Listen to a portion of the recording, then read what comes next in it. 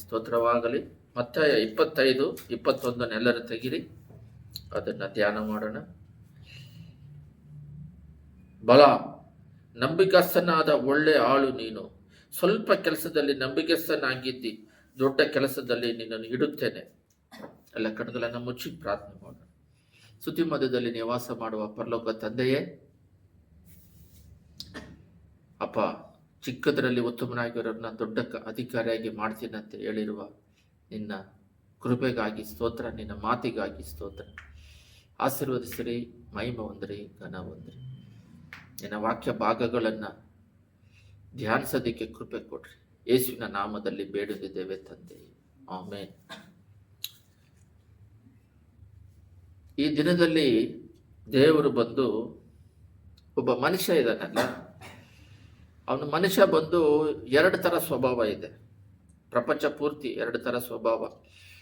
ಆದರೆ ರೋಡಲ್ಲಿ ಹೋಗ್ಬೇಕಾರೆ, ಸಭೆಯಲ್ಲಿ ಇರ್ಬೇಕಾರೆ, ಮನೇಲಿ ಇರಬೇಕಾದ್ರೆ ಅವನು ಮನುಷ್ಯ, ನಾವು ಮನುಷ್ಯ. ಅವನು ಡ್ರೆಸ್ ಹಾಕೊಂಡಿರ್ತಾರೆ, ನಾವು ಡ್ರೆಸ್ ಹಾಕೊಂಡಿರ್ತೀವಿ. ಲೇಡೀಸ್ ಆಗಲಿ, ಜೆಂಟ್ಸ್ ಆಗಲಿ, ಮಕ್ಕಳಾಗಲಿ ಇರ್ತೀವಿ. ಪ್ರಪಂಚ ಪೂರ್ತಿ ನೀವು ಈ ದೇಶ ಬಿಟ್ಟು ಬೇರೆ ದೇಶಕ್ಕೆ ಹೋದ್ರು, ಬೇರೆ ಸ್ಟೇಟಿಗೆ ಹೋದ್ರು, ಎಲ್ಲೋದ್ರೂ ಕೂಡ ಮನುಷ್ಯರನ್ನ ನೋಡ್ತಿರ್ತೀರ. ಅವರು ಕಾರಲ್ಲಿ, ಸ್ಕೂಟ್ರಲ್ಲಿ, ಬಸ್ಗಳಲ್ಲಿ ನಡ್ಕೊಂಡು ಹೋಗ್ಬೇಕಾರೆ ಎಲ್ಲ ಕಡೆನೂ ಅಂಗಡಿಗಳಲ್ಲಿ ನೋಡ್ತಾ ಇರ್ತೀರ. ಮನುಷ್ಯ ಇಷ್ಟೇ ಡಿಫರೆನ್ಸ್, ನೀವು ನೋಡ್ತೀರ. ಆದರೆ ಮೈಂಡಲ್ಲಿ ಒಂದು ಕೆಲಸ ನಡೀತಾ ಇರುತ್ತೆ, ಮೈಂಡಲ್ಲಿ ಒಂದು ವರ್ಕ್ ನಡೀತಾ ಇರುತ್ತೆ. ಅದು ಏನು ವರ್ಕ್ ಅಂತ ಹೇಳಿದ್ರೆ, ಅವರು ದಾಸಿಯಾಗಿ ಪ್ರಾರ್ಥನೆ ಮಾಡ್ತಾರೆ, ರಹಸ್ಯವಾಗಿ ಪ್ರಾರ್ಥನೆ ಮಾಡ್ತಾರೆ. ಅವರು ಯಾರಿಗೂ ಗೊತ್ತಿಲ್ಲದಾಗೆ ದೇವರ ಹತ್ರ ಒಂದು ಫೆಲೋಶಿಪ್ ಇಟ್ಕೊಂಡಿರ್ತಾರೆ.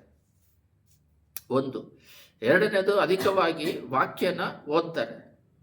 ಬಟ್ ಈ ಬೈಬಲ್ ಪ್ರಾರ್ಥನೆ ಮಾಡೋರು ಇರ್ತಾರೆ, ವಾಕ್ಯ ಓದೋರು ಇರ್ತಾರೆ. ಬಟ್ 3ನೇ ಸ್ಟೆಪ್ಪಲ್ಲಿ ಅವರು ಏನು ಮಾಡ್ತಾರೆ, ಆ ಪ್ರಾರ್ಥನೆ ಮಾಡೋದು, ಆ ವಾಕ್ಯ ಓದೋದೆಲ್ಲ ವೇಸ್ಟೇ. ಯಾಕಂದರೆ ಏನೇ ಪ್ರಾರ್ಥನೆ ಮಾಡಿದ್ರು, ವಾಕ್ಯ ಓದಿದ್ರು, ಅವ್ರು ಏನು ಮಾಡ್ತಾರೆ, ಅದನ್ನು ಜೀವಿತದಲ್ಲಿ ಅಳವಡಿಸೋದಕ್ಕೆ ಪ್ರಾಕ್ಟಿಕಲ್ ಆಗಿ ತರ್ತಾರೆ. ಅವರು ಅದಕ್ಕಾಗಿ ಪ್ರಯಾಸ ಪಡ್ತಾರೆ. ಒಂದು, ಇದರಲ್ಲಿ 2 ಥರ ಇದ್ದಾರೆ ಜೀವನ ಅಂತ ಹೇಳಿದ್ರೆ.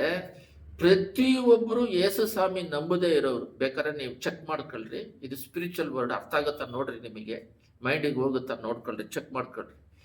ಪ್ರತಿಯೊಬ್ಬ ಮಾನವನು ಲೋಕದಲ್ಲಿ ಬದುಕಬೇಕಾದ್ರೆ ಅವನಿಗೆ ಈಗೋ ಪ್ರಾಬ್ಲಮ್ ಅನ್ನೋದು ಈಗ ಅಧಿಕವಾಗಿದೆ.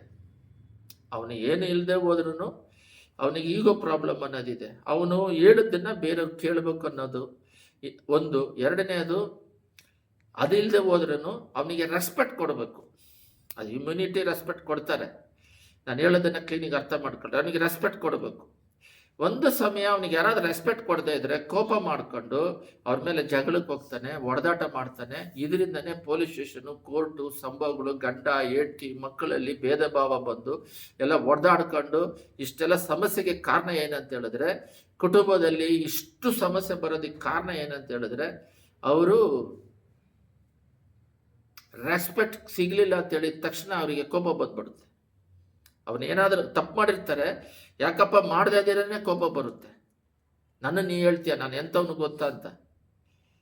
ಅದ್ರ ಮಧ್ಯದಲ್ಲಿ ಒಂದು ವರ್ಡ್ ಹೇಳ್ತೀನಿ. ಪ್ರತಿಯೊಬ್ಬ ಮನುಷ್ಯನು ಬದುಕ್ತಾ ಇರೋದು ತನ್ನನ್ನು ತಾನು ಬೇರೆಯವರಿಗೆ ತೋರಿಸ್ಕೊಳ್ಳೋದಿಕ್ಕೆ. ಮಾಂಸದಲ್ಲಿ, ಡ್ರೆಸ್ ವಿಷಯದಲ್ಲಿ, ಡ್ರೆಸ್ ಚೆನ್ನಾಗಿದೆ ಅಂತೇಳಿ ಇವಾಗ ಆ ಡ್ರೆಸ್ನ ಹರಿದು ಬಿಟ್ಟು ಹಾಕಂತಾರ, ಇಲ್ಲ ಹರಿದಿರೋದು ತಗೊಂತಾರ.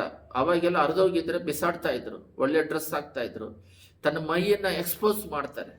ಏನಕ್ಕೆ ಎಕ್ಸ್ಪೋಸ್ ಮಾಡ್ತಾರೆ ಅಂದ್ರೆ, ಎಲ್ಲರೂ ನನ್ನನ್ನು ನೋಡ್ಲಿ ಅಂತೇಳಿ. ಮನುಷ್ಯರು ಅಂದ್ರೆ ನಿಮಗೆ ಹೇಳೋದು 2 ಥರ ಇದ್ದಾರೆ ಜನ. ಎಲ್ಲ ಜನ ಇದ್ದಾರೆ, 2 ಥರ ಇದ್ದಾರೆ. ಒಬ್ರು ಮನುಷ್ಯರು ನೋಡಿ ನನ್ನನ್ನೇ ನೋಡ್ತಾ ಇರಬೇಕು, ನೋಡ್ಬಿಟ್ಟು ಓ ಇವ್ರು ಚೆನ್ನಾಗಿದ್ದಾರೆ ಅಂತೇಳಿ ಅವನ್ನ ಹೊಗಳೋದು, ಬಹಳ ಬ್ಯೂಟಿ ಆಗಿದೆ ಅಂತ ಹೊಗಳೋದು, ಮನುಷ್ಯರ ಹೊಗಳಿಕೆಗೋಸ್ಕರ ನಡ್ಕೊಳ್ಳೋದು. ಈ ಥರ ಒಂದು ಜನ ಇದ್ದಾರೆ. ಅದು ಜಾಸ್ತಿ ಇದ್ದಾರೆ, ಪರ್ಸೆಂಟೇಜಲ್ಲಿ ಜಾಸ್ತಿ ಇದ್ದಾರೆ. ಎಕ್ಸಾಂಪಲ್ 98% ಕೂಡ ಇದ್ದಾರೆ. ಎಲ್ಲೋ ಕ್ರೈಸ್ತರು ಅಧಿಕವಾಗಿರೋದು ಮುಖ್ಯ ಅಲ್ಲ, ಎಲ್ಲೋ 2% ಮಾತ್ರ, ಪ್ರಪಂಚ ಪೂರ್ತಿ, ವರ್ಲ್ಡ್ ಪೂರ್ತಿ 2% ಮಾತ್ರ ದೇವರನ್ನ ಪ್ರತಿ ಕಣ್ಣಿನಿಂದ, ನಾಲಿಗೆಯಿಂದ, ಕಿವಿಯಿಂದ, ಯೋಚನೆಗಳಿಂದ, ಹೃದಯದಿಂದ ದೇವರನ್ನ ಮೆಚ್ಚಿಸೋದಿಕ್ಕೆ, ನಡೆಯೋದಿಕ್ಕೆ ಇರುವವರು 2% ಮಾತ್ರ. ಅದಕ್ಕೇನೆ ಈ ಸೇವೆ ನಡೀತಿರೋದು, ಅದಕ್ಕೇನೆ ಈ ಆತ್ಮಿಕತೆ ಯಾತ್ರೆ, ಆತ್ಮೀಯ ಹೋರಾಟ. ಇದರಲ್ಲಿ ಪಾಪಗಳು ಹೃದಯದಲ್ಲಿ ಮಾಡಿಕೊಳ್ಳದಾಗೆ ದೇವ್ರನ್ನ ಮೆಚ್ಚಿಸುವ ರೀತಿಯಲ್ಲಿ ನಡೆಯುವಂಥದ್ದು. ದೇವ್ರನ್ನ ಮೆಚ್ಚಿಸುವ ರೀತಿಯಲ್ಲಿ ನಡೆದ್ರೆ ಲೋಕವನ್ನು ಈಸಾಗಿ ಜಯಿಸ್ಬೋದು. ಲೋಕದವರನ್ನ ನಾವು ಕಾನ್ಸಂಟ್ರೇಷನ್ ಮಾಡಿದಾಗೆ ಅವರು ಎಷ್ಟೇ ನಮ್ಮನ್ನು ಬೈದರು, ಹೊಗಳಿದ್ರು, ಅವಮಾನ ಪಡಿಸಿದ್ರು, ಆಳಿಸಿದ್ರು, ಕೇರ್ ಮಾಡಿದಾಗೆ ಅವನ್ನೆಲ್ಲ ಬಿಟ್ಟು ದೇವರು ಮೆಚ್ಚಿಸೋದಿಕ್ಕೆ ನಾವು ಪ್ರಯತ್ನ ಪಟ್ಕೊಂಡು ನಡ್ಕೊಂಡು ಹೋಗೋರು ಕಮ್ಮಿ ಜನ. ರಕ್ಷಣೆ ಅಂದರೆ ಇದೆ. ಸಂಪೂರ್ಣವಾಗಿ ರಕ್ಷಣೆ ಹೊಂದಿದವರು ದೇವರು ಸಂಪೂರ್ಣವಾಗಿ ಅವರ ಪ್ರಾಣಾತ್ಮ ಶರೀರವನ್ನು ದೇವರಿಗೆ ಒಪ್ಪಿಸಿಕೊಟ್ಟು ಅವರು ಡೆತ್ ಆಗಿರ್ತಾರೆ. ಅವ್ರು ಬದುಕಿರೋದಿಲ್ಲ, ಆಲ್ರೆಡಿ ಅವರು ಸತ್ತೋಗಿರ್ತಾರೆ. ಇದು ಎರಡನೇ ಲೈಫ್. ಅದು ಎರಡನೇ ಏನಕ್ಕೆ ಸತ್ತೋಗಿರ್ತಾರೆ ಅಂದರೆ ಪಾಪಕ್ಕೆ ಸತ್ತೋಗಿರ್ತಾರೆ.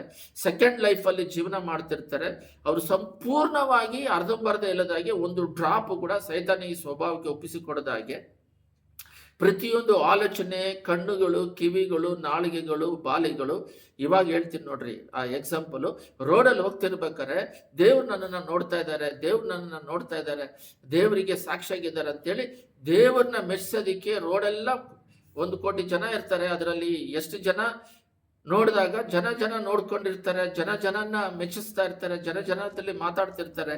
ಆದರೆ ಎಲ್ಲೋ ಒಬ್ಬರು ಸ್ವಲ್ಪ ಜನ ಮಾತ್ರ, ಜನ ಅಂತ ಹೇಳೋಕ್ಕಾಗಲ್ಲ, ಸ್ವಲ್ಪ ಎಣಿಕೆಯಲ್ಲಿ ಮಾತ್ರ ದೇವ್ರನ್ನ ಮೆಚ್ಚಿಸೋದಕ್ಕೋಸ್ಕರ ಓಡ್ತಾ ಇರ್ತಾರೆ. ಅವರು 3 ಕಾರ್ಯ ಅವರಲ್ಲಿ ಇರುತ್ತದೆ. ಪರಿಶುದ್ಧತೆ ಅಧಿಕವಾಗಿ ಇರುತ್ತದೆ. ಅವರು ಸಾಕ್ಷಿ ಜೀವಿತ ಯೇಸ್ವಾಮಿಯನ್ನು ತೋರಿಸ್ಬೇಕಂತ ಹೋಗ್ತಾ ಇರ್ತಾರೆ. ನನ್ನ ನೋಡಿದ್ರೆ ಯೇಸ್ವಾಮಿನ ನೋಡಿದಾಗೆ, ನನ್ನ ನೋಡಿದ್ರೆ ಯೇಸ್ವಾಮಿ ಹೊಡೆದಾಗೆ ಅಂತ ತೋರಿಸ್ತಾ ಇರ್ತಾರೆ. ವಿಶ್ವಾಸ ಯಾತ್ರೆಯಲ್ಲಿ ಪರಿಶುದ್ಧತೆ, ಸಾಕ್ಷಿ ಜೀವಿತ, ವಿಶ್ವಾಸ ಯಾತ್ರೆಯನ್ನ ಅವರು ಮುಗಿಸ್ತಾ ಇರ್ತಾರೆ.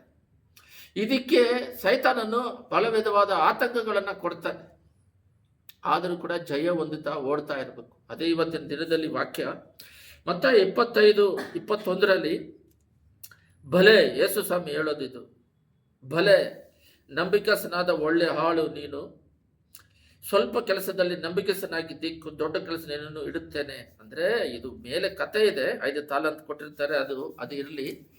ಇಲ್ಲಿ ನಮಗೆ ಬೇಕಾಗಿರೋದು ಅದರಲ್ಲಿ ಒಬ್ಬ ಮಾತ್ರ ಅದನ್ನ ಡಬಲ್ ಮಾಡ್ತಾನೆ, ಒಳ್ಳೆ ಕಾರ್ಯಗಳನ್ನ ಮಾಡ್ತಾನಂತ.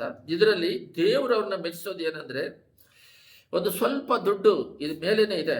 5 ತಾಲಂತು ಸಂಪಾದಿಸಿದವನಿಗೆ ಅಂತನು 5 ತಾಲಂತು ಕೊಟ್ಟವನ್ನ 5 ತಾಲಂತು ಡಬಲ್ ಮಾಡ್ತಾನ, ನಂಬಿಗಸ್ತನಾಗಿರ್ತಾನೆ. ಇದು ಒಂದು ಕಥೆಗಳ ರೂಪದಲ್ಲಿ ಹೇಳಿದ್ರೆ ನಿಮಗೆ ಅರ್ಥ ಆಗುತ್ತೆ. ನಂಬಿಗಸ್ತನಾದ ಒಳ್ಳೆ ಆಳು ನೀನು, ಸ್ವಲ್ಪ ಕೆಲಸದಲ್ಲಿ ನಂಬಿಗಸ್ತನ, ದೊಡ್ಡ ಕೆಲಸದಲ್ಲಿ ನಿನ್ನ ಇಡುತ್ತೇನೆ. ಇದು ಬಹಳ ಇದೇ ಲೈಫ್ ಇದೆ. ಇದು ಬಹಳ ಇಂಪಾರ್ಟೆಂಟ್ ಆದ ಮೆಸೇಜ್. ಇದು ಸರ್ವಸಾಧಾರಣವಾಗಿ ತಗೋಬೇಡ್ರಿ. ಯಾಕಂದ್ರೆ ನಾವು CSI ಇಂದ ಬಂದವರು. ಕಾಣಿಕೆ ಹಾಕ್ಬೇಕಾದ್ರೆ ಎಲ್ಲರೂ ನೋಡ್ಲಿ ಅಂತ ಹಾಕ್ತೀವಿ. ಇದು ಈ ತರ ಹೇಳ್ಕೊಂಡು ಹೋದ್ರೆ 1 ವರ್ಷನೂ ಹೇಳ್ಬೋದು, 1 ತಿಂಗಳು ಹೇಳ್ಬೋದು, 1 ವಾರನೂ ಹೇಳ್ಬೋದು. ಈ ಒಂದು ಮೆಸೇಜ್ನ ಇಟ್ಕೊಂಡು ಇದೇ ತರ ಇದೊಂದು ಮೆಸೇಜ್ ಇಟ್ಕೊಂಡು ಹೇಳ್ತಾನೆ ಇರ್ಬೋದು. ಅಷ್ಟು ಸ್ಪಿರಿಚುವಲ್ ಇದೆ. CSI ಏನ್ ಮಾಡ್ತಾರೆ ಅಂದ್ರೆ, ಯಾರಾದ್ರೂ ಚೇರ್ ಕೊಟ್ರೆ ಅವ್ರ ಹೆಸರು ಬರೀತಾರೆ. ಯಾರಾದ್ರೂ ದುಡ್ಡು ಕೊಟ್ರೆ ಅದನ್ನ ಅನೌನ್ಸ್ಮೆಂಟ್ ಮಾಡ್ತಾರೆ, ಇವ್ರು ಇಷ್ಟು ದುಡ್ಡು ಕೊಟ್ರು ಅಂತ ಹೇಳ್ಬಿಟ್ಟು. ನಮಗೆ ಗೊತ್ತಿಲ್ಲ. ಸ್ಪಿರಿಚುವಲಿಗೆ ಆತ್ಮಿಕ ಸಭೆಗೆ ಬಂದ್ರೆ ಅಲ್ಲಿ ನೋಡಿದ್ರೆ ಮನುಷ್ಯರಿಗೆ ಗೊತ್ತಾಗಬಾರ್ದು. ಒಬ್ರು ದುಡ್ಡು ಕೊಟ್ಬಿಟ್ಟು ಊಟ ಮಾಡ್ತಾ ಇರ್ತೀವಿ, ಅದು ಎಲ್ಲಿಂದ ಬಂದಂತ ಗೊತ್ತಾಗಲ್ಲ, ದೇವ್ರಿಗೆ ಮಾತ್ರ ಗೊತ್ತಿರ್ಬೇಕು. ಈ ತರ ದೇವ್ರಿಗೆ ಗೊತ್ತಿರೋ ಮಾತ್ರ ಸೇವೆ ಮಾಡೋರು ಇಲ್ಲ. ಸೇವೆ ಮಾಡೋರು ಸೇವಕರುಗಳು ಕಮ್ಮಿ, ಜನಗಳು ಇಲ್ಲ. ಅವ್ರನ್ನ ಮೆಚ್ಚಿಸಬೇಕು, ಅವ್ರನ್ನ ಶಾಲು ಹಾಕಬೇಕು. ಈ ಸಭೆಗಳಲ್ಲಿ ನಾನು 10 ವರ್ಷ ಸೇವೆ ಮಾಡಿದ್ದೀನಿ ಆಂಧ್ರದಲ್ಲಿ. ಎಲ್ಲೂ ಕೂಡ ಚರ್ಚಲ್ಲಿ ಸೇವಕರಿಗೆ ಶಾಲು ಹಾಕಿದ್ದನ್ನ ನಾನು ನೋಡಿಲ್ಲ. ಸ್ಪಿರಿಚುವಲ್ ಸಭೆಯಲ್ಲಿ, ಆತ್ಮಿಕ ಸಭೆಯಲ್ಲಿ ಅದನ್ನ ಹಾಕೋದು ತಪ್ಪು. ಆದರೆ ಅವ್ರನ್ನ ಯೂಟ್ಯೂಬಲ್ಲಿ ಸ್ಪ್ರೆಡ್ ಮಾಡ್ತಾರೆ. ಅದರ ಒಂದು ಪದ ಹಿಡ್ಕೊಂಡಿದ್ದಾರೆ, ದೇವರು ಸೇವೆ ಮಾಡಿದ್ರೆ ದೇವ್ರು ಘನಪಡಿಸ್ತಾರೆ. ಅದೇ ದೇವ್ರು ಘನಪಡಿಸ್ತಾರೆ. ಅಲ್ಲೆಲ್ಲ ಈ ಥರ ಎಲ್ಲ ಮಾಡಿದ್ರೆ ಅವರು ಕೋಪ ಬಂದ್ಬಿಡುತ್ತೆ. ನಾವು ಬೆಳೆದಿರೋ ಆತ್ಮಿಕ ಸಭೆಗಳಲ್ಲಿ, ಸ್ಪಿರಿಚುವಲ್ ಸಭೆಗಳಲ್ಲಿ ಏನಾದರೂ ಕೊಟ್ಟಂಗೆ, ದೇವರಿಗೆ ಕೊಟ್ಟಂಗೆ ಅಷ್ಟೇ. ಅದು ಎಕ್ಸ್ಪೋಸ್ ಮಾಡಂಗಿಲ್ಲ, ಗೊತ್ತಾಗೋದಿಲ್ಲ. ದೇವ್ರಿಗೆ ತಾನೇ ಮಾಡಿದೀಯ. ದೇವರು ಈ ಹಣಗಳಾಗಲಿ ಏನೋ ಮಾಡೋದಾಗ್ಲಿ ಎಲ್ಲನೂ ಎರಡಕ್ಕೆ. ಒಂದು ನಮ್ಮ ದೇವ್ರ ಕಡೆಗೆ ಬರೋದು, ಸಭೆಗೆ ಸತ್ತೋಗಿ ಪಾಪಕ್ಕೆ, ಅಲ್ಲಿಂದ ಸ್ಪಿರಿಚುವಲ್ ಅಲ್ಲಿ ಬೆಳೆದು ಪರಲೋಕ ರಾಜ್ಯಕ್ಕೆ ಹೋಗೋದು, ಅವ್ರನ್ನ ಪರಲೋಕ ರಾಜ್ಯಕ್ಕೆ ನಡೆಸೋದು, ಮಹಿಮೆಯಲ್ಲಿ ಸೇರುವುದು. ಸತ್ತೋದ್ರಂತ ಲೋಕಸ್ಥರು ಹೇಳ್ತಾರೆ, ಸ್ವಾಮಿ ಮಕ್ಕಳು ಹೇಳ್ತಾರೆ. ಅಲ್ಲಿ ಹೇಳೋದಿಲ್ಲ. ಲೋಕಸ್ಥರ ಮಾತುಗಳು ಸಭೆ ಮಾತುಗಳು ಡಿಫ್ರೆಂಟ್ ಇರುತ್ತೆ. ಲೋಕಸ್ಥರು ಮತ ಬದಲಾದ್ರು ಅಂತ ಹೇಳ್ತಾರೆ. ಇಲ್ಲಿ ಯೇಸು ಸ್ವಾಮಿ ದೇವ್ರನ್ನ ನಂಬ್ಕೊಂಡೆ ಅಂತ ಹೇಳ್ತಾರೆ. ಫೈತ್, ನಾನು ಅವ್ರನ್ನ ವಿಶ್ವಾಸತೀನಿ, ನಂಬ್ತಾ ಇದ್ದೀನಿ ಅಂತ. ಅರ್ಥ ಆಗ್ತಿಲ್ಲ ಡಿಫ್ರೆನ್ಸ್ ಮಾತುಗಳು. ಸತ್ತೋದಂತ ಹೇಳ್ತಾರೆ, ಅಲ್ಲಿ ಮಹಿಮೆಯಲ್ಲಿ ಸೇರ್ಕೊಂಡ್ರು. ಒಂದು ಎಕ್ಸಾಂಪಲ್, ಯಾರೋ ಒಂದು ಸೇವಕರು ತಿರುವುದ್ರು, ಯೇಸನ್ನ ತಿರ್ಕೊಂಡು ಹೋದ್ರಂದ್ರೆ ಯೇಸನ್ನ ಮಹಿಮೆಯಲ್ಲಿ ಸೇರ್ಕೊಂಡು ಎಲ್ಲರಿಗೂ ಬೇರೆಯವ್ರಿಗೆ ಹೇಳ್ಬೇಕಲ್ಲ. ಸತ್ತೋದ್ರಂತ ಹೇಳಲ್ಲ ಅವರು. ಸ್ಪಿರಿಚುವಲ್ ಪದಗಳು ಬೇರೆ, ಸ್ಪಿರಿಚುವಲ್ ಮಾತುಗಳು ಬೇರೆ, ಸ್ಪಿರಿಚುವಲ್ ಜೀವನ ಬೇರೆ.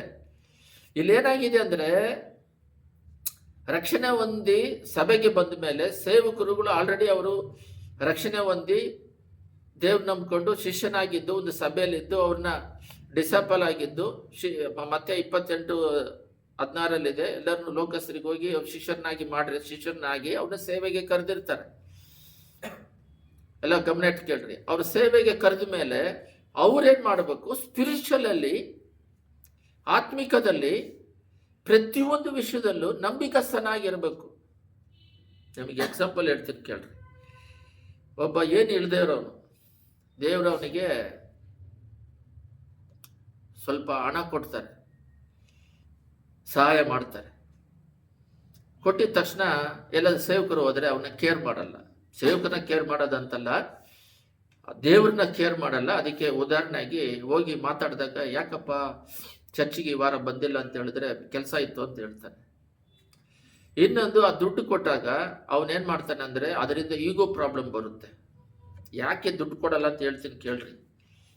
ನನಗೆ ಬೇಕಾದಷ್ಟು ಆಸ್ತಿ ಪಾಸ್ತಿ ಕೋಟಿಗಟ್ಲೆ ಕೊಟ್ರು, ಲಕ್ಷ ಅಲ್ಲ ಕೋಟಿ, ಅವಾಗಲೇ ಕೊಟ್ರು ಲಕ್ಷಗಟ್ಲೆ. ದೇವ್ರು ನಂಬ್ಕೊಂಡಿದ ತಕ್ಷಣ ಹಣಗಳು. ಯಾಕಂದ್ರೆ ನಮ್ಮಲ್ಲಿ ಈಗೋ ಪ್ರಾಬ್ಲಮ್ ಇಲ್ಲ. ಬೇರೆಯವರಿಗೆ ಆ ದುಡ್ಡು ಐತಂತ ಹೇಳಿ ಹೆಮ್ಮೆ ಪಡೋದಿಲ್ಲ. ಅರ್ಥ ಆಗ್ತಾ ಇಲ್ಲ? ಈಗೋ ಪ್ರಾಬ್ಲಮ್ ಮಾಡೋದಿಲ್ಲ, ಹೆಮ್ಮೆ ಪಡೋದಿಲ್ಲ, ಬೇರೆಯವ್ರನ್ನ ತಾತ್ಸಾರ ಮಾಡೋದೇ, ನನ್ನ ಹತ್ರ ಹಣ ಐತೆ ನಿನ್ನ ಹತ್ರ ಇಲ್ಲ ಅಂತ. ಆ ಥರ ಅಲ್ಲ. ಅದಕ್ಕೋಸ್ಕರ ಕೊಟ್ರು, ಎಲ್ಲ ಕೊಟ್ರು, ಎಲ್ಲ ಇಟ್ರು. ಯಾವಾಗ ಈ ಲೋಕ ಸ್ವಭಾವಗಳು ಬರುತ್ತೋ ಹಂಗೆ ಮಾಯಾಗಿ ಮರೆಯಾಗಿ ಹೋಗುತ್ತೆ. ನೋಡ್ರಿ, ನಿಮಗೆ ದುಡ್ಡೆಲ್ಲ ಕೊಟ್ಟು, ಬಂಗ್ಲೆಲ್ಲ ಕೊಟ್ಟು, ಕಾರ್ ಕೊಟ್ರೆ ಪಕ್ಕದವ್ರಿಗೆ ಏನು ಇಲ್ದಿದ್ರೆ ನೀವೇನ್ ಮಾಡ್ತೀರಾ? ಅದು ದೇವ್ರು ಕೊಟ್ರು ಅಂತೇಳಿ ಸುತ್ತಿಸಬೇಕು. ಅದನ್ನೆಲ್ಲ ಬಡವರಿಗೆ ಕೊಡ್ಬೇಕಂತ ಏನಿಲ್ಲ. ಇನ್ಕಮ್ ಅಲ್ಲಿ ಸ್ವಲ್ಪ ದಾನ ಮಾಡೋಕೆ, ಸುವಾರ್ತೆ ಹೇಳಿ ಅವ್ರು ದೇವ್ರ ಕಡೆ ನಡೆಸ್ಬೇಕು. ದಾಸಿ ಸೋಷಿಯಲ್ ಸರ್ವಿಸ್ಕಿನ್ನ ಆತ್ಮಿಕ ಸರ್ವಿಸೇ ಮುಖ್ಯ. ನಾವು ಸ್ಟಾರ್ಟಿಂಗ್ ಅಲ್ಲಿ ದೇವ್ರು ನಂಬಿದಾಗ ಇರೋದನ್ನೆಲ್ಲ ಕೊಟ್ಬಿಟ್ಟು, ಒಂದು ಪಾಸ್ಟರ್ ಗೊತ್ತಿಲ್ಲದೆ ಇರೋದನ್ನೆಲ್ಲ ಮಾರ್ಬಿಟ್ಟು ರೋಡಿಗೆ ಬಂದ್ಬಿಟ್ಟು ಕಷ್ಟ ಅನುಭವಿಸಿ ಯಾರೋ ಒಬ್ರು ತಪ್ಪಾಗಿ ಬೋಧಿಸಿದ್ರಂತ. ಆ ಥರ ಎಲ್ಲ ಮಾಡಕ್ ಹೋಗ್ಬಾರ್ದು. ನಾವೆಷ್ಟೇ ಶ್ರೀಮಂತರಿದ್ದಾಗ ಬಡವರು ಬಂದು ಹಣ ಕೇಳ್ತಾರೆ, ಅದನ್ನು ಬ್ಯಾಲೆನ್ಸ್ ಮಾಡಬೇಕು. ಬ್ಯಾಲೆನ್ಸ್ ಅಂದ್ರೆ ಅವರಿಗೆ ದೇವರಲ್ಲಿ ನಡೆಸಬೇಕು. ದೇವರಲ್ಲಿ ನಡೆಸಿದಾಗ ದೇವ್ರು ನಮ್ಮ ಹೃದಯದಲ್ಲಿ ಮಾತಾಡ್ತಾರೆ, ಅವ್ರಿಗೆ ಸಹಾಯ ಮಾಡುತ್ತೆ. ಅವ್ರಿಗೆ ಒನ್ ಟೈಮ್ ಸಹಾಯ ಮಾಡಿದ್ರೆ ದೇವರು ಅವ್ರ ಜೊತೆಯಲ್ಲಿದ್ದರೆ, ಸ್ಪಿರಿಚುವಲ್ ಅಲ್ಲಿ ಇದ್ರೆ, ಅದರಿಂದ ಅವರು ದೇವ್ರು ಹೆಂಗೋ ಮೇಲಕ್ಕೆ ತರ್ತಾರೆ. ಇವಾಗ ನಾವು ದುಡ್ಡು ಕೊಟ್ರೆ ಅವ್ರೇನ್ ಮಾಡ್ತಾರೆ? ನಮ್ಮ ಕಡೆ ತಿರ್ಕಂತಾರೆ. ಓ, ಇವ್ರು ಕೊಟ್ರು, ಇವರಿಂದಾನೇ ನಾವು ಚೆನ್ನಾಗಿದ್ದೀವಿ ಅಂತ ಹೇಳ್ತಾರೆ. ಅವರು ದೇವ್ರ ಮೇಲೆ ಆಧಾರ ಪಡೋದಿಲ್ಲ. ಅದರಲ್ಲಿ ಬಹಳ ಸಮಸ್ಯೆಗಳಿದ್ದಾವೆ ಸೋಷಿಯಲ್ ಸರ್ವಿಸಿಂದ. ಅದರಿಂದ ಮಾಡಬಾರ್ದಂತ ಹೇಳ್ತಿಲ್ಲ, ದೇವ್ರು ಮಾಡಕ್ಕೆ ಹೇಳಿದ್ದಾರೆ. ಜ್ಞಾನದಿಂದ ಮಾಡಬೇಕು, ಸ್ಪಿರಿಚುವಲ್ ಅಲ್ಲಿ ಬೆಳೆದಿರಬೇಕು. ಅದು ಸ್ವಾರ್ಥ ಹೇಳೋದಕ್ಕೆ ಹಣ ಖರ್ಚು ಮಾಡಿದ್ರೆ ತಪ್ಪಿಲ್ಲ. ಒಂದು ದೊಡ್ಡ ಮೀಟಿಂಗ್ ನಡೀತೈತೆ, ಅನ್ಯ ಜನಗಳೆಲ್ಲ ಬರ್ತಾರೆ, ಬಿಡುಗಡೆ ಹೊಂದುತ್ತಾರೆ, ಅದಕ್ಕೆ ಖರ್ಚಿಲ್ಲ. ಒಂದು ಚರ್ಚ್ ಕಟ್ಟೋಕ್ಕೆ ದುಡ್ಡು ಕೊಡ್ತೀವಿ, ಅದು ಯಾವಾಗಲೂ ಪರ್ಮನೆಂಟ್ ಆಗಿರುತ್ತೆ. ಅದು ಕಟ್ಟಡ, ಚರ್ಚ್ ಅಂದ್ರೆ ನಾವೇ.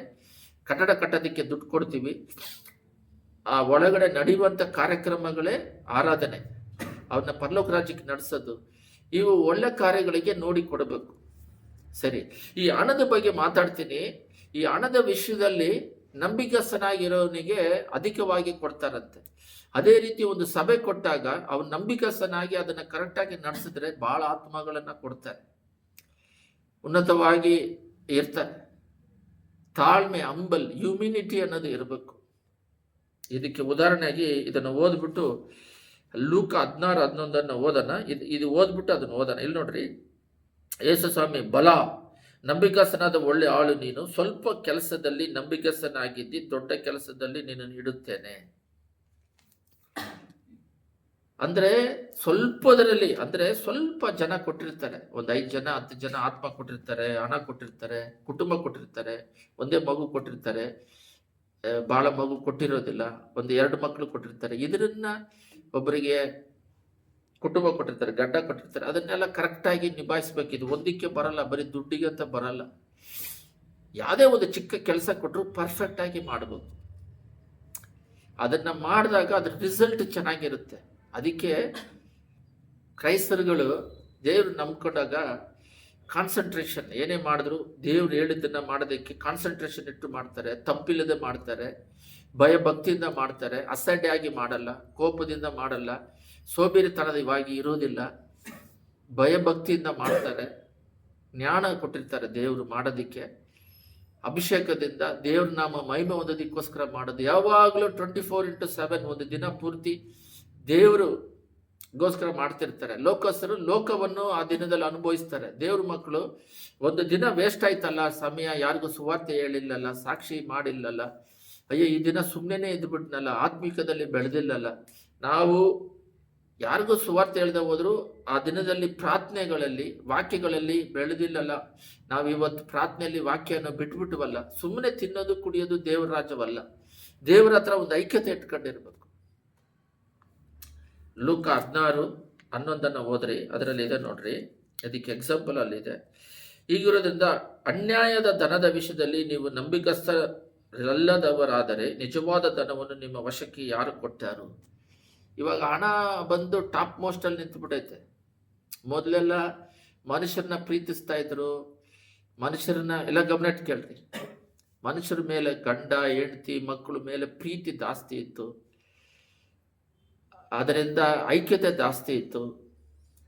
ಹಣ ಬಂದಾಗ ವರ್ಷಕ್ಕೆ ಒಂದು ಜೊತೆ ಡ್ರೆಸ್ಗಳಿತ್ತು, ಕಟ್ಟಿಂಗಲ್ಲಿ ಅಷ್ಟು ಡೆಕೋರೇಷನ್ ಇರಲಿಲ್ಲ. 2000 ಹಿಂದೆ ಹೇಳ್ತಾ ಇದ್ದೀನಿ. ಕೂದಲುಗಳು ಡೆಕೋರೇಷನ್ ಅಷ್ಟೇನು ಇರಲಿಲ್ಲ, ಬಟ್ಟೆ ಡೆಕೋರೇಷನ್, ಮನೆ ಡೆಕೋರೇಷನ್ ಇರ್ತಿರ್ಲಿಲ್ಲ. ಅದರಿಂದ ಬರೋ ಹಣದಲ್ಲಿ ಏನೋ 1-2 ಜೊತೆ ಡ್ರೆಸ್ಸು, 3 ಜೊತೆ ಡ್ರೆಸ್ಸಲ್ಲಿ ಒಂದು 5-6 ಜೊತೆ ಡ್ರೆಸ್ ಇರ್ತಿತ್ತು. ಅವಾಗಲೂ ಡ್ರೆಸ್ ಇಲ್ಲ ಅಂತಲ್ಲ, ಇರ್ತಿತ್ತು. ಆದರೆ ಊಟಗಳು ಮಾಡ್ತಾ ಇದ್ವಿ, ಊಟ ಗಟ್ಟಿಯಾದ ಆಹಾರ ಮಾಡ್ತಾ ಇದ್ವಿ. ನೀರೆಲ್ಲ ಅವಾಗೆಲ್ಲ ಫ್ರೀಯಾಗಿ ಸಿಗ್ತಾ ಇತ್ತು, ಬೋರ್ಗಳಿಂದ 43 ಅಡಿಗೆ ನೀರು ಸಿಗ್ತಾ ಇತ್ತು. ಇವಾಗ ಎಲ್ಲ ಗಮನ ಇಟ್ಟು ಕೇಳ್ರಿ, ಬರ ಬರುತ್ತಂದ ತಕ್ಷಣ 1990 ಬೋರು ಬಂದು 1000 ಅಡಿ ಒಳಗಡೆ ಹೋಗ್ಬಿಡುತ್ತೆ ನೀರು.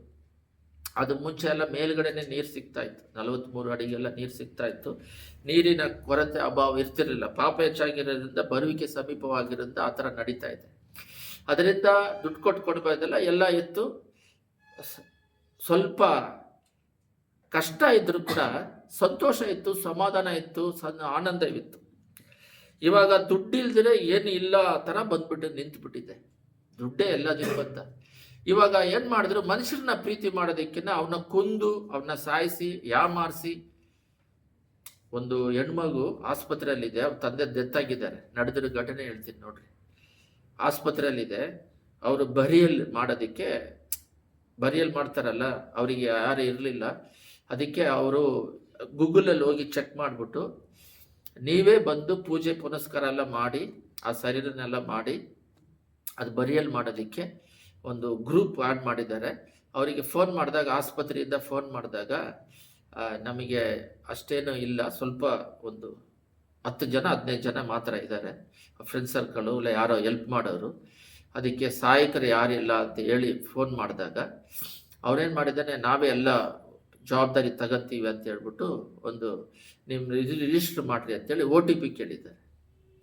OTP ಕೇಳಿದ್ದಾರೆ. ನೀವು ಹೆಸರು ಏನು ಹೇಳ್ರಿ ಅಂದಿದ ತಕ್ಷಣ, OTP ಹೇಳಿದ ತಕ್ಷಣ ಹಣ ಎಲ್ಲ ಪೂರ್ತಿ ಖಾಲಿಯಾಗಿ ಏನಿಲ್ಲ. ಅವ್ರ ತಂದೆ ಡೆತ್ ಆಗಿದ್ದಾರೆ ಆಸ್ಪತ್ರೆಯಲ್ಲಿ. ಇದು ಸುಮ್ಮನೆ ಕಮ್ಮಿ ಹೇಳ್ತಿರೋದು, ಕೊಂದು ಹಣ ತಗೊಂಡು ಹೋಗ್ತಾ ಇದ್ದಾರೆ.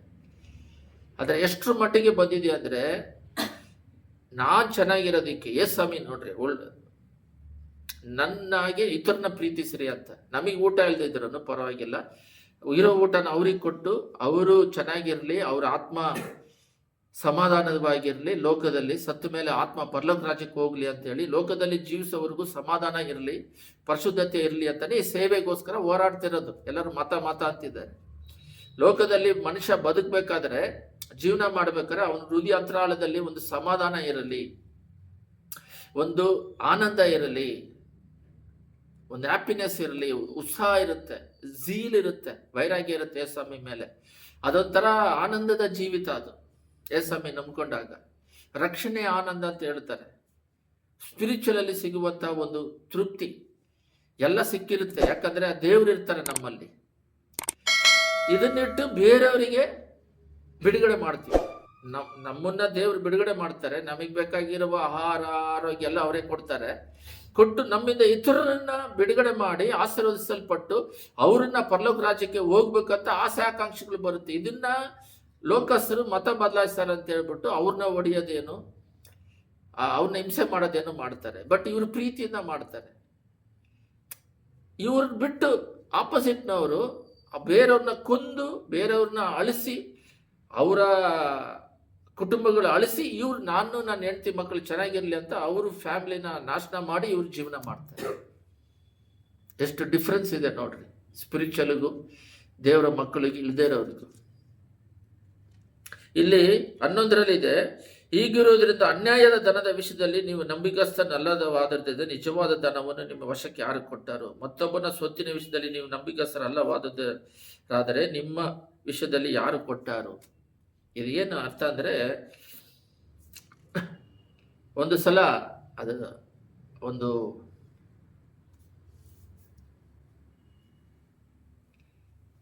ಕಾಡಲ್ಲಿ ಒಬ್ಬ ಹುಡುಗ ಮೇಕೆ ಮೇಯಿಸ್ತಾ ಇರ್ತಾನೆ. ಅದು ಅವಂದಲ್ಲ, ಅವನು ಕೆಲಸ ಮಾಡೋನು. ಎಲ್ಲರದ್ದು ಸೇರಿ ಮೇಯಿಸ್ತಾ ಇರ್ತಾನೆ, ಅವರಿಗೆ ಸಂಬಳ ಕೊಡ್ತಾರೆ. ಆವಾಗ ಆ ದಾರಿಯಲ್ಲಿ ಒಬ್ಬರು ಚೆನ್ನಾಗಿರೋರು ಬಂದು ಇಲ್ಲಿ ಎಲ್ಲಾದರೂ ಊಟ ಸಿಗುತ್ತಾ ಅಂತ ಕೇಳಿದ್ದಾರೆ. ಫಲಾನ ಜಾಗದಲ್ಲಿ ಸಿಗುತ್ತೆ, ನೀವು ಹೋಗ್ರಿ ಅಂದರೆ ಅವಾಗೆಲ್ಲ ಈ ಥರ ಫೆಸಿಲಿಟೀಸ್ ಇಲ್ಲಲ್ಲ. ಅದನ್ನ ಕಾಲ್ನಡಿಕೆನೆ ಇಲ್ಲ ಎತ್ತಿನ ಬಂಡಿ ಆ ಥರನೇ ಇದ್ದಿದ್ದು. ಅದು ಕೂಡ ಆಮೇಲೆ ಬಂತು, ಆಮೇಲೆ ಅದು ವಿಲೇಜ್ಗಳು.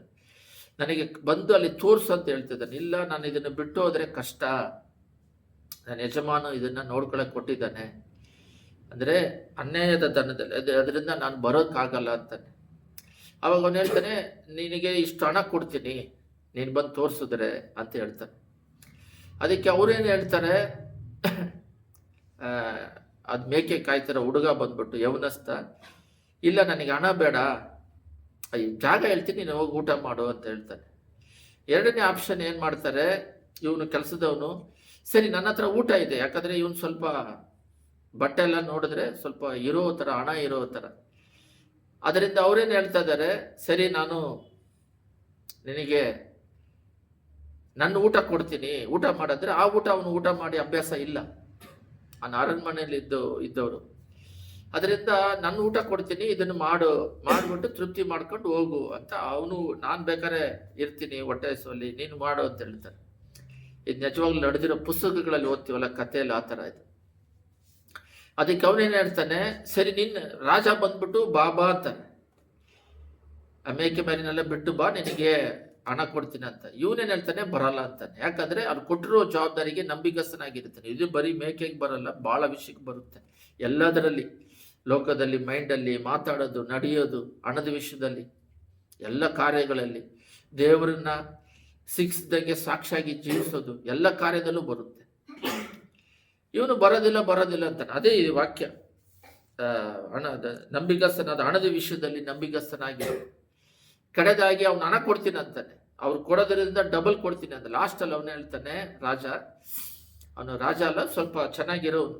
ಅವನೇನು ಹೇಳ್ತಾನೆ, ನೀನು ಈ ಮೇಕೆನೆಲ್ಲ ಬಿಟ್ಟು ಬಾ, ನಾನು ಹಣ ನಿನಗೆ ಇವಾಗ ಕೊಡ್ತೀನಿ ಅಂತ ಹೇಳಿದ್ದಕ್ಕಿಂತ 3 ಪಟ್ಟು ಎಕ್ಸ್ಟ್ರಾನೇ ಕೊಡ್ತೀನಿ, ನಿನಗೆ ಊಟನೂ ಕೊಡಿಸ್ತೀನಿ, ನಿಂದು ಏನಿದೆ ಅದೆಲ್ಲ ನಾನು ನೋಡ್ಕೊತೀನಿ, ಬಾ ಅಂತ ಕರೀತಾನೆ. ಇವನು ಇಲ್ಲ, ನನಗೆ ನಂಬಿ ಇವ್ರು ಕೊಟ್ಟಿದ್ದಾರೆ, ನಾನು ನಂಬಿಗಸ್ತನಾಗಿರಬೇಕು ಅಂತ ನಾನು ಬರಲ್ಲ ಅಂತ ಹೇಳಿದಾಗ, ಕುದುರೆಯಲ್ಲಿ ಹುಡ್ಕೊಂಬಂದಾಗ, ರಾಜ ನೀನೆಲ್ಲೋ ಮಿಸ್ ಆಗ್ಬಿಟ್ಟೆ, ದಾರಿ ಮರಳಿಸ್ಬಿಟ್ಟೆ, ನೀವು ಇಲ್ಲಿ ಸಿಕ್ಕಿದ್ದೀರಾ ಅಂತ ಹೇಳಿದಾಗ, ಸರಿ ಅಂತೇಳಿ ಅವನದು ನೀನು ಎಲ್ಲಿದೆಯಾ ಅಂತಲ್ಲ ಅಡ್ರೆಸ್ ಎಲ್ಲ ತಗೊಂಡು ಆ ಕುದುರೆಯಲ್ಲಿ ಹೋಗಿ ಇವನೇನು ಮಾಡ್ತಾನೆ, ಆ ಅರಣ್ಮನೆಗೆ ನೋಡಿ, ಚಿಕ್ಕದ್ರಲ್ಲಿ ಉತ್ತಮನಾಗಿದ್ನಲ್ಲ, ಅರಣ್ಮನೆಗೆ ಅವನ್ನ ಕರ್ಕೊಂಬಂಡ್ರಿ ಅರಣ್ಮನೆಗೆ ಅಂತೇಳಿ, ಅದನ್ನ ನೋಡ್ಕೊಳ್ಳೋಕೆ ಬೇರೆಯವ್ರು ಯಾರಾದ್ರೂ ಬಿಡ್ರಿ ಅಂತೇಳಿ ಅರಣ್ಮನೆಯಲ್ಲಿ ದೊಡ್ಡ ಅಧಿಕಾರಿಯಾಗಿ ಮಾಡ್ತಾನೆ. ಯಾಕಂದ್ರೆ ಇವ್ನು ನಂಬಿಗಸ್ತನಾಗಿದ್ದಾನಂತೆ. ಇದಕ್ಕೆ ಉದಾಹರಣೆಯಾಗಿ ಇನ್ನೊಂದು ಕೂಡ ಹೇಳ್ಬೋದು. ಒಬ್ಬ ರಾಜ ಇದ್ದ, ಇದು 2ನೇ ಕತೆ. ರಾಜ ಇದ್ದ, ಅವನು ಮುಗಿದ ಪೀರಿಯಡ್, 2ನೇ ರಾಜ ಬಂದ. ಎರಡನೇ ರಾಜ ಬಂದ್ಬಿಟ್ಟು ಯಾರೆಲ್ಲ ದೇವ್ರು ನಂಬ್ಕೊಂಡಿದ್ದಾರೋ, ಈ ಯೇಸು ಸ್ವಾಮಿ ಅಂತ ನಂಬ್ಕೊಂಡಿದ್ದಾರೆ, ನಿಜವಾಗ್ಲೂ ಇದು ನಡೆದಿದ್ದೆ, ಎಲ್ಲ ಗಮನ ಕೇಳ್ರಿ. ಯಾರೆಲ್ಲ ಯೇಸು ಸ್ವಾಮಿ ನಂಬಿದ್ದಾರೋ ಅವ್ರನ್ನೆಲ್ಲ ಒಂದು ಲಿಸ್ಟ್ ಮಾಡ್ರಿ. ಯಾರೆಲ್ಲ ಯೇಸು ಸ್ವಾಮಿ ನಂಬಿಲ್ದೆ ಗೋರ್ಮೆಂಟಲ್ಲಿ ಕೆಲಸ ಮಾಡ್ತಿದ್ದಾರೋ ಅವ್ರದ್ದೊಂದು ಲಿಸ್ಟ್ ಮಾಡ್ರಿ ಅಂದಿದ ತಕ್ಷಣ ಎಲ್ಲ ಮಾಡಿದ್ರು. ಮಾಡಿದ ತಕ್ಷಣ ಅವ್ರೇನು ಹೇಳಿದ್ರು,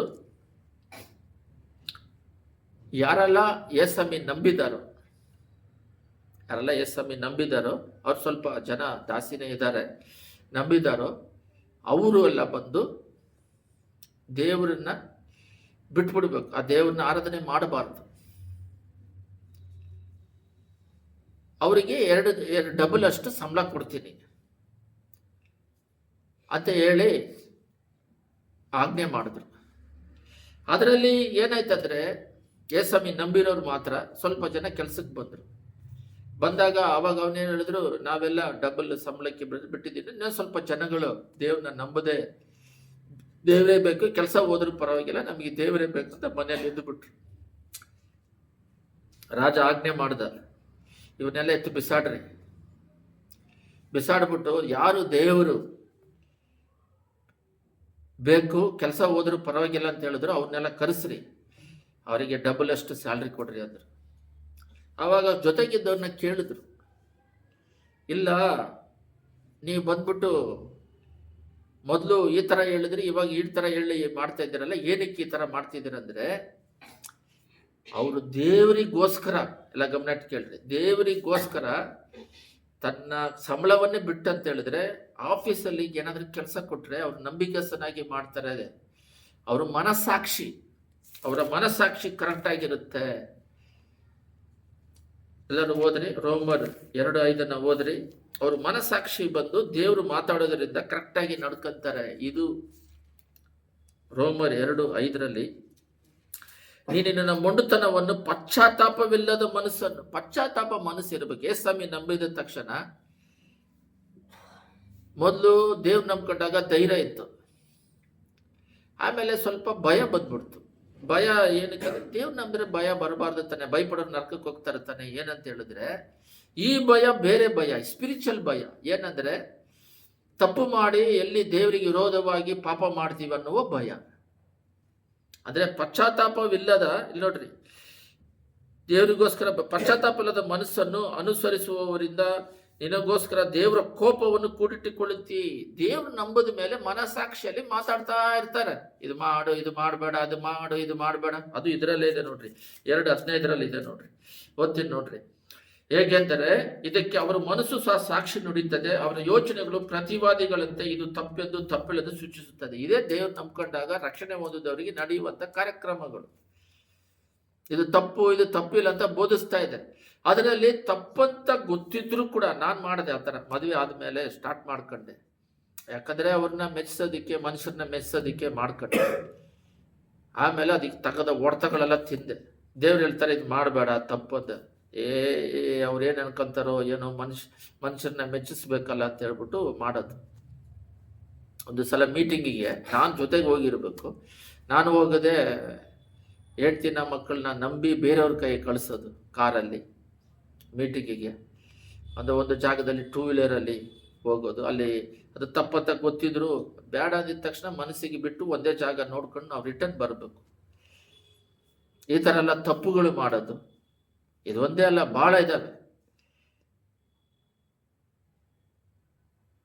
ಈ ಥರ ತಪ್ಪುಗಳು ಮಾಡೋದು ಮನಸ್ಸಾಕ್ಷಿ ಹೇಳ್ದಂಗೆ, ಬೈಬಲ್ ಹೇಳ್ದಂಗೆ ಇದಕ್ಕೆ ವಿರೋಧಗಳು ಬರ್ತವೆ.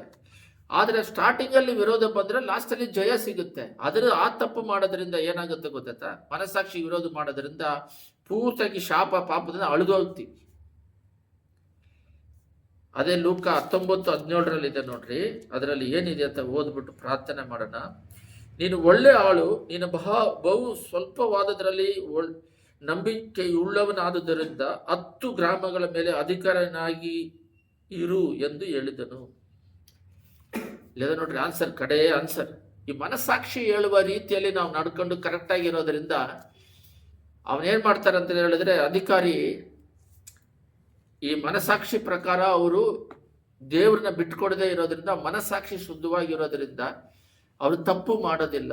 ದೇವ್ರನ್ನ ಬಿಟ್ಕೊಡದೇ ಇದ್ರೆ ಈ ಮನಸ್ಸಾಕ್ಷಿ ಅವರಿಗೆ ಶುದ್ಧವಾಗಿರುತ್ತೆ, ಕರೆಕ್ಟಾಗಿ ನಡೀತಾರೆ. ಅವ್ರಿಗೆ ಎಷ್ಟು ದೊಡ್ಡ ಅದು ಕೊಟ್ರೂ ನಡೀತಾರೆ ಅಂತ. ಒಬ್ಬೊಬ್ಬರಿಗೆ ಗುಣವತ್ತಾದ ಸ್ತ್ರೀ ಕುಟುಂಬವನ್ನು ಕಟ್ತಾಳೆ ಅಂತ ಹೇಳ್ತಾ ಇದ್ದಾರೆ. ಅವ್ರ ಕುಟುಂಬ ಕೊಟ್ರೆ ಜ್ಞಾನದಿಂದ ಕಟ್ತಾರೆ, ಒಬ್ಬೊಬ್ರು ಒಡೆದಾಕ್ತಾರೆ. ಇವೆಲ್ಲ ಬರೀ ಜ್ಞಾನ ಅಂತಲ್ಲ, ಇಲ್ಲಿ ನೋಡ್ರಿ, ಇದರಲ್ಲಿ ಬರೀ ಹಣ ಅಂತಲ್ಲ, ಜ್ಞಾನದಿಂದ ಹಿಡಿದು, ಪರಿಶುದ್ಧತೆಯಿಂದ ಹಿಡಿದು, ಸಾಕ್ಷಿಯಿಂದ ಹಿಡಿದು, ಅವರಿಗೆ ಕೊಟ್ಟಿರುವ ಸ್ಕೂಲಿಂದ ಹಿಡಿದು.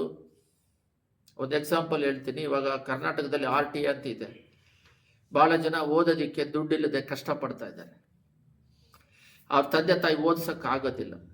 ಅವಾಗ RT ಸಿಕ್ಕಿದ ತಕ್ಷಣ ಅದನ್ನು ಉಪಯೋಗಿಸ್ಕೊಂಡು ದೊಡ್ಡ ಅಧಿಕಾರಿ ಆಗ್ಬಿಟ್ಟ ಒಬ್ಬ. ಸುಮ್ಮನೆ ಈ ಥರ ಹೇಳ್ತಾನೆ ಇರ್ಬೋದು. ಒಂದು ಅರ್ಥ ಮಾಡ್ಕೊಳ್ಳೋಕ್ಕೆ ಸಿಂಪಲ್ ಆಗಿ ಹೇಳ್ತೀವಿ. ಒಬ್ಬ ಬಂದು RT ಕೊಟ್ಟರೆ ಅದನ್ನು ಓದಿ ಸಕ್ಸಸ್ ಮಾಡೋದು ಬಿಟ್ಬಿಟ್ಟು ಅದು ಫ್ರೀಯಾಗಿ ಕಾನ್ವೆಂಟಲ್ಲಿ, ಯಾಕಂದರೆ ಗೌರ್ಮೆಂಟ್ ಸ್ಕೂಲ್ ಓದೋರು ಕಾನ್ವೆಂಟಲ್ಲಿ ಓದೋದಕ್ಕೆ ಸಹಾಯ ಮಾಡ್ತಾರೆ. ಬಟ್ ಒಳ್ಳೆ ಸ್ಕೂಲಲ್ಲಿ ಸಿಕ್ಕರೆ ಅದು ಸರಿಯಾಗಿ ಓದಿದಂಗೆ ಕೇರ್ಲೆಸ್ ಮಾಡಿಕೊಂಡು ಅವನೇನು ಮಾಡ್ಬಿಟ್ಟು 10ನೇ ಕ್ಲಾಸು ಫೇಲ್ ಆಗಿ ಸರಿ ಇಲ್ಲದೆ ಅವನು ಲೋಕಸ್ರ ಥರ ಒಂದು ಗಾಡಿ ದಬ್ಕೊಂಡು ಅಲ್ಲಿ ಹಣ್ಣು ಮಾರ್ತಾ ಇದ್ದಾನೆ.